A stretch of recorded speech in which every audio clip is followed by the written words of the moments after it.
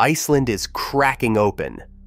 Right now, a giant fissure is tearing through the earth, and it is racing toward a town. Molten rock is surging up from miles below the surface, ripping the ground apart like it is made of paper. Lava fountains are shooting hundreds of meters into the sky. And the people who live here? They have hours, maybe less. But here is what makes this different from any volcanic disaster you have ever heard of. This isn't a surprise. Scientists knew this was coming. They've known for years. Because what is happening beneath Iceland right now is not a random eruption. It is a 1,000-year cycle waking up on schedule. The last time this happened, it nearly wiped out an entire civilization. And this time, there are towns in the way. So the question is, can modern science and human engineering actually stop a force that has been building beneath the earth for centuries? Or is Iceland already out of time? December 2024. The ground beneath Iceland's Reykjanes peninsula stops trembling and starts tearing. In the space of hours, a fissure rips open across the landscape, glowing orange against the Arctic darkness. Lava fountains erupt along a line stretching hundreds of meters, hurling molten rock into the night sky. The earth doesn't crack gently. It splits like something trapped underground finally ran out of patience. Seismic monitoring stations register the swarm instantly. Hundreds of earthquakes, stacked on top of each other in rapid succession, each one a signal that magma is forcing its way upward through fractures in the crust. The readings spike beyond what instruments recorded in previous eruptions. This intrusion is bigger. It is moving faster, and it is heading in a direction that puts everything at risk. Emergency sirens activate across the southwestern corner of Iceland. The Department of Civil Protection and Emergency Management escalates to full crisis response within minutes. Engineers from the Infrastructure Protection Group rush to their stations, pulling up real-time lava flow models on screens that are already lighting up with data. They have, at most, 15 minutes before molten rock reaches the surface in force. The trajectory of the fissure is immediately alarming. It is advancing southwest, directly toward critical infrastructure, toward geothermal power stations that heat the homes of tens of thousands of people, and toward communities that have already been evacuated once before and never fully returned. Helicopter crews sweep low over the eruption zone, documenting the flow. What they capture is both spectacular and terrifying. A curtain of fire stretching across the peninsula, lava rivers branching and accelerating as they find the path of least resistance downhill. The glow is visible from Reykjavik, 40 kilometers away. Residents stand outside in the cold and watch the horizon burn. On the ground, barrier crews mobilize immediately. Heavy machinery moves through the night, working to shore up defensive walls that were built in anticipation of exactly this moment. Pre-positioned earthworks are sealed. Strategic gaps in the barriers are closed off one by one as flow models update in real time, predicting where the lava will push next. But the barriers are only designed to guide the lava, to slow it, to redirect it away from the worst possible targets. They were never designed to stop what is coming entirely. Because what is coming is not just another eruption in a sequence of eruptions. What is coming is the continuation of something ancient, a geological cycle that has been running for thousands of years, that has destroyed communities before, and that has only just begun its next chapter. The fissure is still growing, the magma is still surging, and the town is still in the way. To understand why Iceland keeps burning, you have to understand what Iceland actually is. Most countries sit on solid, stable ground. Iceland does not. It sits on top of two of the most geologically violent forces on the planet at the same time. And the combination of those two forces is what makes this small island unlike anywhere else on Earth. The first force is the Mid-Atlantic Ridge.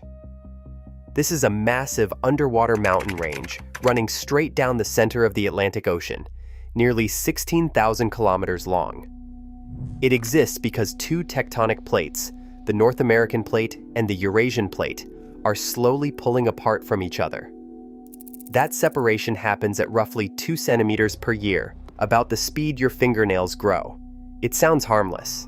It is not. As the plates pull apart, magma rises from below to fill the gap, cools into rock, and builds new crust. This process has been running for millions of years. Almost the entire ridge sits 2 to 3 kilometers beneath the ocean. Almost all of it. Except here. In Iceland, the ridge breaks the surface. The island itself is the mountain range, poking above the waves.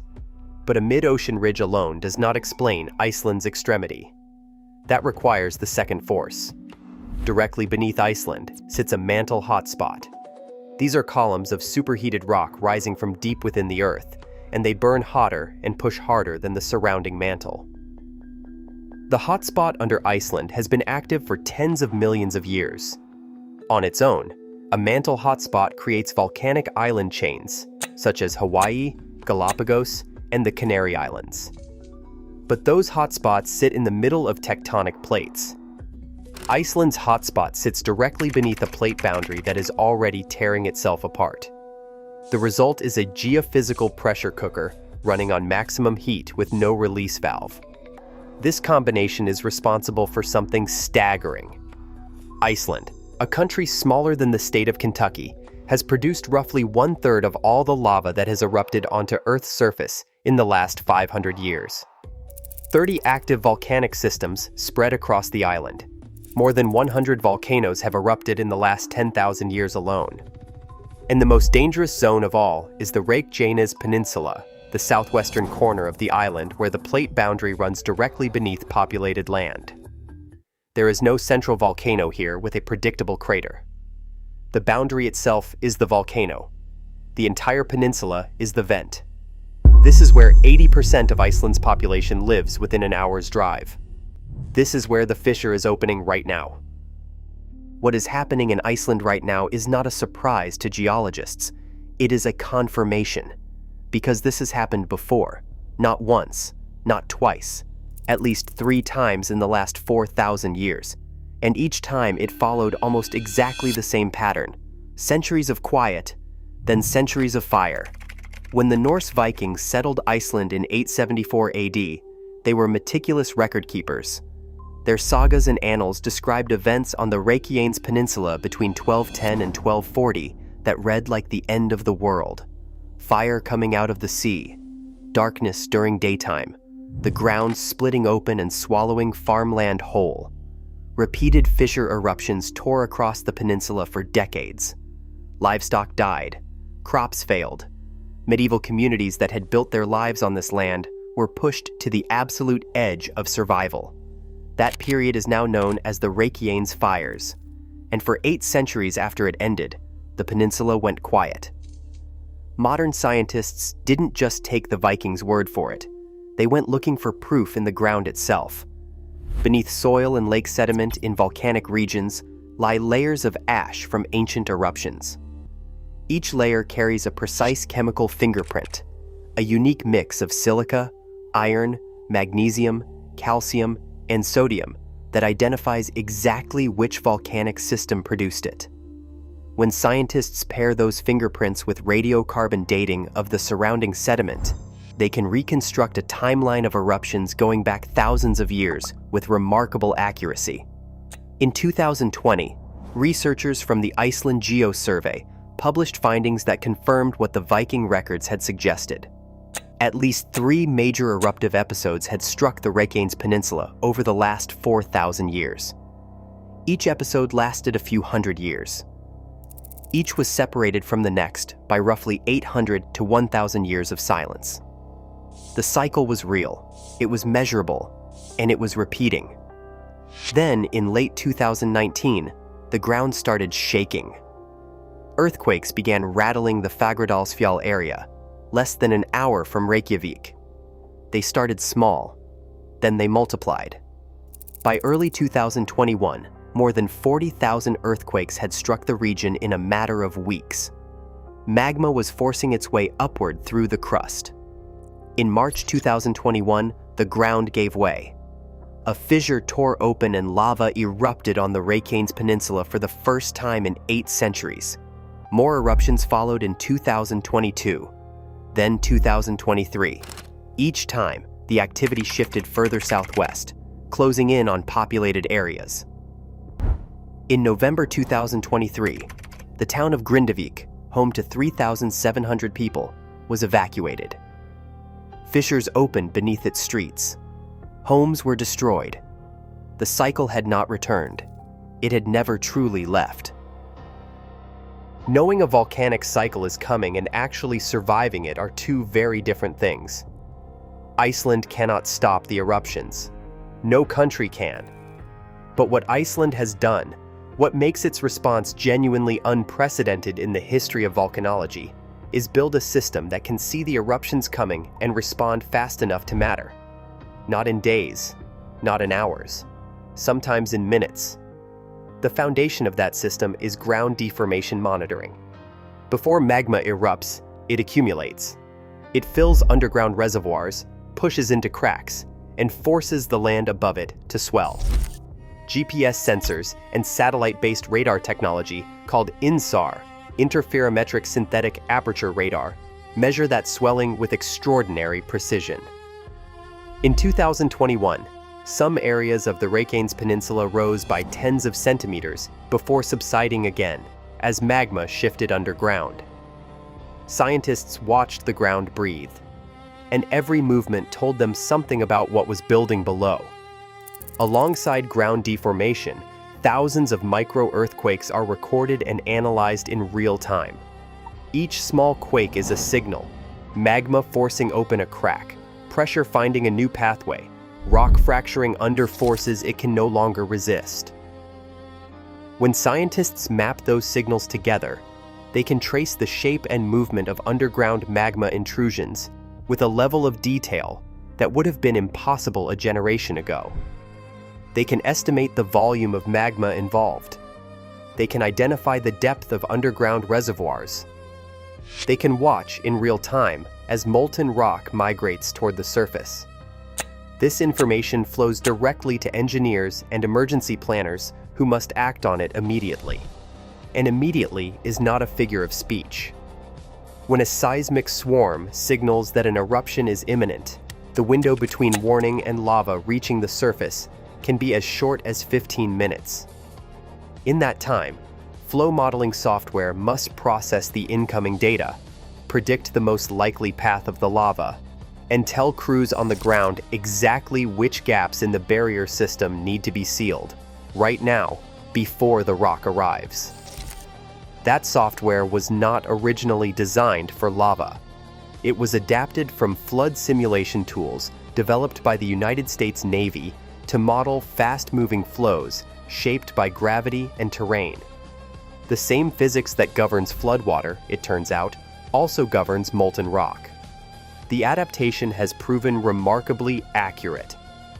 Engineers have repeatedly predicted where lava would flow next, and been right. But accuracy has a hard edge. The monitoring system can tell you where the lava is going.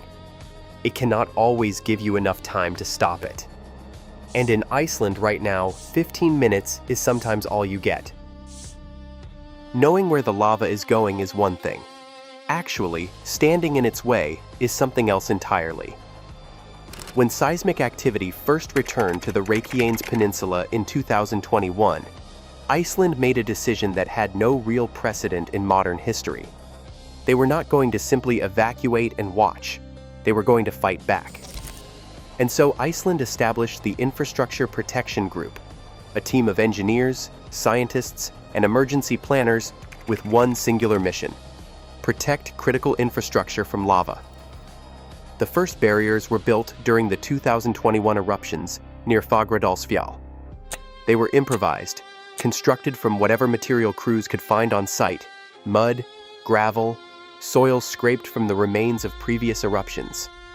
Teams worked around the clock in the heat and smoke, close enough to the advancing lava to feel it on their skin.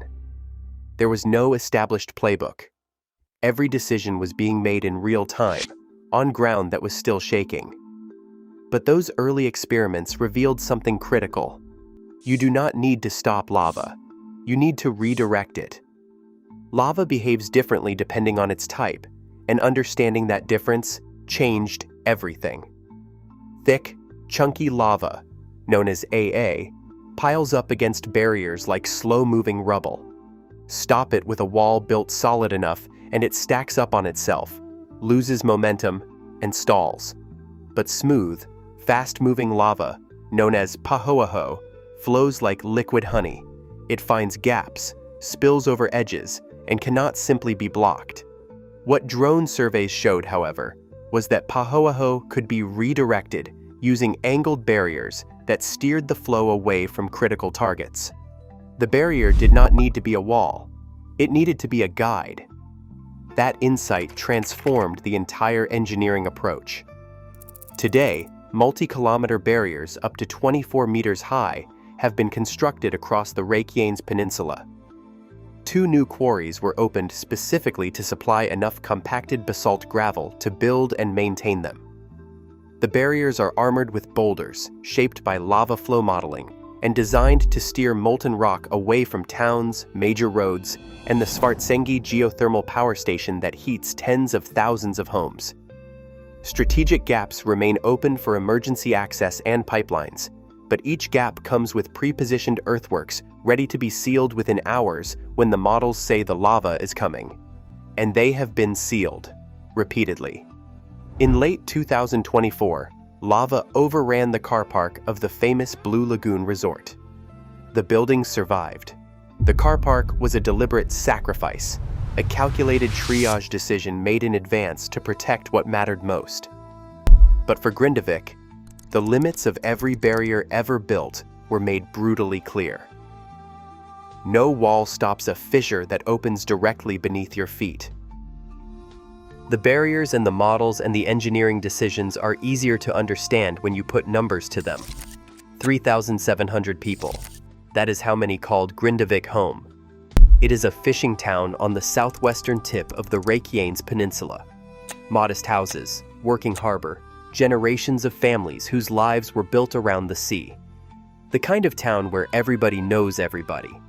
Where the same families have fished the same waters for decades. Where children walk to school past the same harbor their grandparents worked. In November 2023, they were told to leave. The evacuation order came fast, driven by seismic swarm data showing a major magma intrusion propagating directly beneath the town. Residents packed emergency bags and drove away from homes they had lived in for years, for decades, not knowing whether those homes would still be standing when they returned. Days after the evacuation, fissures opened in the streets. Roads cracked apart. Houses were swallowed or sheared by the moving ground. Infrastructure that had taken generations to build was severed in hours. Grindavik was declared Iceland's worst natural disaster in 51 years. Some residents have returned in limited capacity since then, but the town has never fully come back to life. Streets that were once full are quiet. Businesses that survived the fissures sit empty. The population that made Grindavik a community is scattered across temporary accommodations and relatives' homes across the country, waiting for an answer that geology cannot provide on a human timeline. Some people refused to leave entirely. Farmers and fishermen who had built everything they owned in Grindavik stood at the edge of evacuation orders and made the decision to stay as long as they possibly could. Emergency responders describe conversations with residents who simply could not process the idea that their home, the physical place their entire life was organized around, might no longer exist. For the children of Grindavik, the disruption cuts deepest. Routines, schools, friendships, all severed without warning. Parents describe trying to explain to young children why they cannot go home, why the town is broken, when it will be fixed. The honest answer to that last question is the hardest one. It might not be. Not fully. Not for a very long time. Because this eruptive cycle is not measured in weeks or months. Scientists estimate it could continue for 200 years or more. The people of Grindavik are not waiting out a temporary disaster. They are living at the beginning of a centuries-long geological transformation of the ground their town was built on. The lava does not negotiate. It does not pause for grief. It simply moves. Iceland is not fighting this battle alone. The entire world is watching. Civil protection agencies from dozens of countries have sent observers, researchers, and emergency planners to study what Iceland is doing in real time. Because what is unfolding on the Reykjanes Peninsula is not just a national crisis. It is the first full-scale test of whether a modern society can engineer its way through an ongoing volcanic emergency. Not a single eruption, not a one-time event, but a sustained, decades-long geological assault on populated land. No country has ever attempted this before. There is no established manual. Iceland is writing it from scratch, one barrier and one lava flow at a time. And the rest of the world needs that manual. There are volcanically active regions on every inhabited continent, cities built on the slopes of restless mountains, communities living above fault systems and magma chambers that have not moved in generations, but will not stay quiet forever. The question those communities face is the same one Iceland is answering right now. Not whether geological forces will eventually threaten them, but whether human preparation can be fast enough, smart enough, and sustained enough to matter when they do. Iceland's response has already produced lessons that are reshaping emergency planning globally. The use of flood simulation software to model lava flows. The concept of strategic sacrifice, deliberately surrendering lower priority targets to protect critical infrastructure. The system of pre-positioned earthworks that can seal barrier gaps within hours. These are not theoretical frameworks developed in university laboratories. They are field-tested solutions built under pressure, in the dark, with lava advancing and the clock running. Iceland is now going further. Electricity infrastructure is being relocated away from high-risk zones. Pipelines are being buried deeper within bedrock to survive ground deformation. Major road networks are being redesigned to allow rapid rerouting when eruptions cut off existing routes. AI is being integrated into forecasting systems to improve the speed and accuracy of eruption predictions. Each upgrade buys more time, more warning, more options. But Icelandic authorities are clear-eyed about what none of this can change. The cycle will continue. The eruptions will keep coming. The peninsula will keep tearing itself apart along the same ancient boundaries it always has. Engineering can redirect that force, but it cannot cancel it. What Iceland is proving, slowly, expensively, and under extraordinary pressure, is that preparation is not the same as prevention. Prevention is not possible. Preparation is. And in the gap between those two words lives every second of warning time, every meter of barrier, and every life that makes it out ahead of the lava. The world is taking notes. It cannot afford not to. The fissure is still there. The magma is still moving. The barriers are still holding for now. What Iceland has shown the world is not a story of victory. It is a story of adaptation. A society that looked at the ground cracking open beneath its feet and chose to study it, map it, model it, and fight it. Not because winning was guaranteed, but because doing nothing was never an option. The Reykjanes fires cycle that devastated medieval communities 8 centuries ago is running again. It will not stop for a generation. It will not stop for several generations.